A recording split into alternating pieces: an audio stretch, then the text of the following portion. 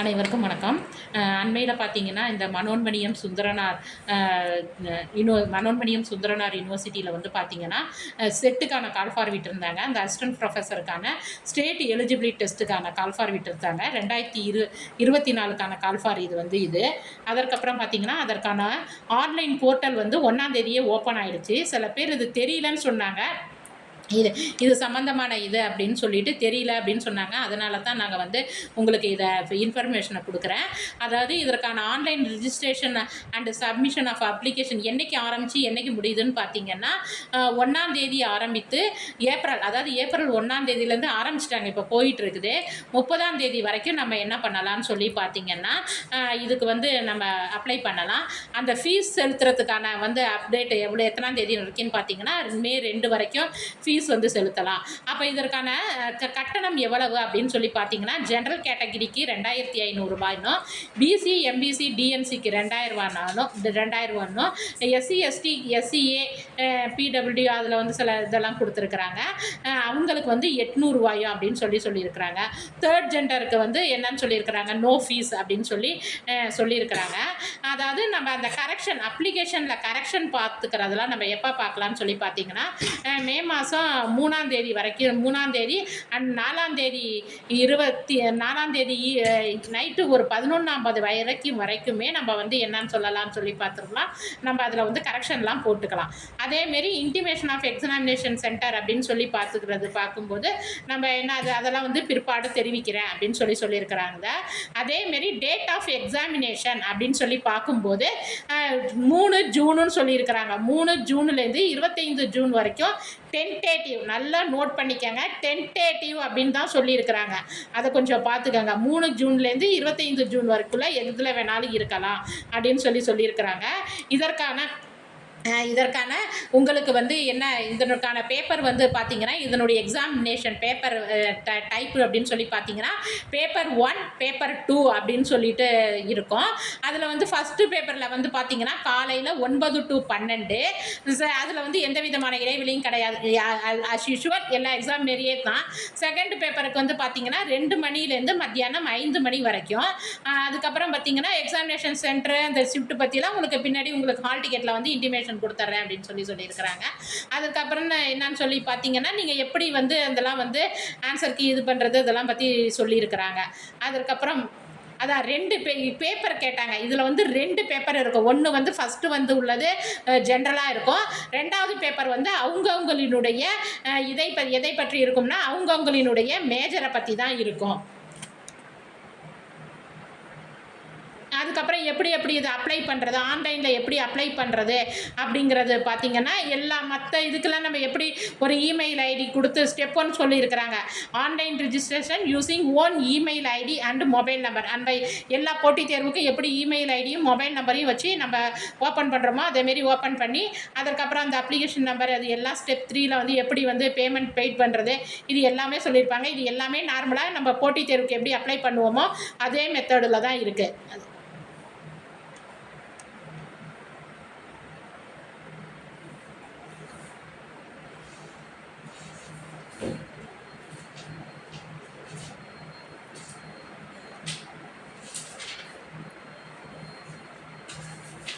இதில் உள்ள மற்ற டீட்டெயில்ஸ் எல்லாத்தையும் கொஞ்சம் ஸ்க்ரோல் பண்ணி பார்த்துக்காங்க. அதில் ஒன்றும் பெருசாக அந்த இதெல்லாம் வந்து கொஞ்சம் டைம் எடுத்து எல்லாத்தையும் கொஞ்சம் படித்து பார்த்துக்காங்க.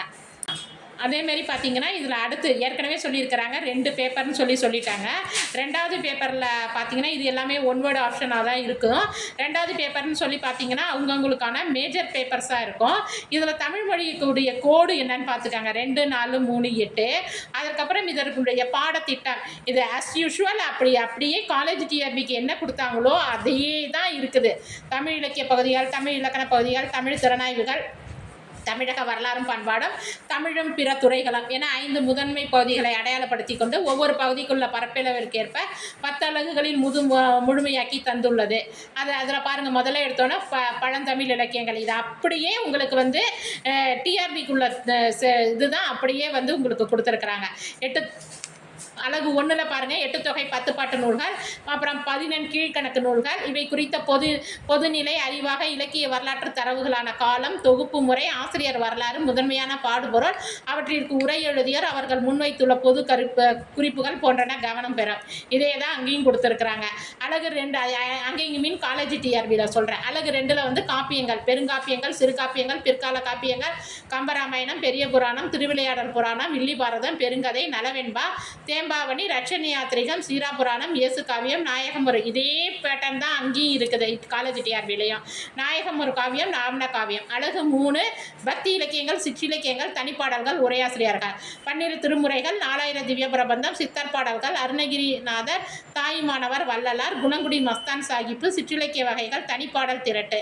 இலக்கிய உரையாசிரியர்கள் பார்க்கும்போது இவங்களே தான் அடியார்க்கு நல்லா, நச்சினார்க்கு இணையார், திருக்குறள் பழைய உரையாசிரியர்கள் நாதமுனி, சிவஞான முனிவர், பண்டிதமணி மு கதிரேசனார், அவை துரைசாமி பிள்ளை, பெருமழை புலவர் பேவே சோமசுந்தரனார், விண்ணத்தூர் நாராயணசாமி ஐயங்கார், வைமு கோபாலகிருஷ்ணமாச்சாரியார், உவே சாமிநாத ஐயர், சீவை தாமோதர பிள்ளை, புலவர் குழந்தை, சிவகவிமணி சுப்பிரமணிய முதலியார், காமு ஷெரீப் அப்படின்னு சொல்லியிருக்காங்க. அலகு 4ல் பார்த்தீங்கன்னா இக்கால இலக்கியங்கள் இதே பேட்டர்ன் தாமா அங்கேயும் இருக்குது.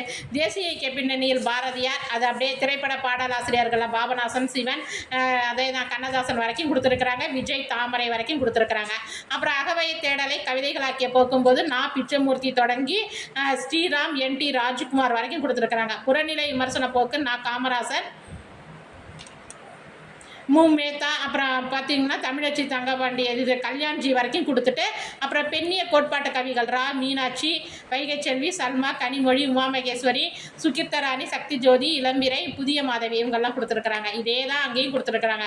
சிறுகதைகள் பார்த்தீங்கன்னா அழகிரிய வாவேச ஐயர் தொடங்கி கோணாங்கி வரைக்கும் கொடுத்துருக்குறாங்க. புதினங்கள் பார்த்தீங்கன்னா ஆயிரம் வேதநாயகம் பிள்ளை தொடங்கி ஜெடி குரூஸ் வரைக்கும் கொடுத்துருக்குறாங்க. இது சாகித்ய அகாடமி யுவ புரஸ்கார் விருது பெற்ற எழுத்தாளர்களின் படைப்புகள். நாடகங்கள் சொல்லி பார்க்கும்போது மனோன்மணியம் சுந்தரம் பிள்ளை, முருகபூபதி நாடகங்கள் அவர் வரைக்கும் கொடுத்துருக்குறாங்க. அப்புறம் அந்த நவீன நாடக பிரதிகள், நவீன நாடக இயங்களில் கூத்துப்பட்டறை, பரீட்சா, அந்த கூத்துப்பட்டறை பற்றி கொடுத்துருக்குறாங்க. அயலக தமிழ் இலக்கியங்கள் பொறுத்த வரைக்கும் இலங்கை, மலேசியா, சிங்கப்பூர் புலம்பெயர்வு படைப்பாளர்களும் படைப்புகளும். உரைநடைகளினுடைய வகைகள் பார்க்கும்போது மறைமலை அடிகள், ஈவேரா வரைக்கும் கொடுத்துருக்குறாங்க. அப்புறம் தன் வரலாறுகள், பயண இலக்கியங்கள், வாழ்க்கை வரலாறுகள், கடித இலக்கியங்கள், மொழிபெயர்ப்புகள். இது அப்படியே டிட்டோ டிஆர்பி காலேஜ் டிஆர்பி தான் கொடுத்துருக்குறாங்க உங்களுக்கு. அதே மாதிரி அலகு 5ல் பார்த்தீங்கன்னா எழுத்திலக்கணங்களும் கோட்பாடுகளும், தொல்காப்பிய நன்னூல், சொல்லிலக்கணம் கோட்பாடுகளும், தொல்காப்பிய நன்னூல். அப்புறம் அப்படியே தான் பாட்டியல் நூல்கள், பன்னீர் பாட்டியல், சிதம்பர பாட்டியல், பிரபந்த மரபியல் வரைக்கும் மறுத்துருக்குறாங்க. அப்புறம் யாப்பு, அணி பற்றியெல்லாம் சொல்லியிருக்கிறாங்க. இலக்கண உரையாசிரியர்கள் மொழி வரலாறு நோக்கு நூல்கள் பார்க்கும்போது இளம்பூரணர்லேருந்து ஆரம்பித்து பாவலர் பாலசுந்தரனார், அதுக்கப்புறம் நிகண்டுகள், அகராதிகள், சொற்களஞ்சியங்கள், பொருட்களஞ்சியங்கள் அதெல்லாம் கொடுத்துருக்குறாங்க. அடைவுகள், இலக்கிய திறனாய்வு, இலக்கிய கலையிலேருந்து ஆரம்பித்து இலக்கிய இயக்கங்கள் வரைக்கும் வந்திருக்குது. அதில் அப்படியே எல்லாமே பஞ்சாங்கம் வரைக்கும் கொடுத்துருக்குறாங்க. தமிழக வரலாறு, தமிழக பொருளாரை பொறுத்த வரைக்கும் நீலகண்ட சாஸ்திரி, தீவை சதாசிவ பண்டரத்தருடைய படைப்புகள்லாம் பற்றி சொல்லியிருக்கிறாங்க. தமிழக பண்பாடுன்னு சொல்லி பார்க்கும்போது தொல்லியல், நாணயவியல், கல்வெட்டியல் அது எல்லாமே சொல்லியிருக்கிறாங்க. அடுத்து தமிழும் பிற துறைகளும் பார்க்கும்போது தமிழ் ஊடகங்கள், அப்புறம் இணைய தமிழ் பயன்பாடு, பிற துறைகளே இல்லை தமிழகத்து. இது அப்படியே டிட்டோ காலேஜ் டிஆர்பிக்கு உள்ளது தான் உங்களுக்கும் கொடுத்துருக்குறாங்க. அவங்களுக்கு வந்து டிஸ்கிரிப்டிவ் மெத்தடும் வருது. உங்களுக்கு வந்து என்ன கொடுத்துருக்குறாங்கன்னு பார்த்தீங்கன்னா 1 வேர்டு கொஸ்டின் வந்து உங்களுக்கு வரப்போகிறது பார்த்தீங்கன்னா பேப்பர் 2ல் 1 வேர்டு கொஸ்டின் தான் உங்களுக்கு வந்து வரப்போகுது. இது வந்து என்னென்னா சப்ஜெக்ட் கொஞ்சம், அதாவது சிலபஸ் கொஞ்சம் வாஸ்ட்டாக தான் இருக்குது.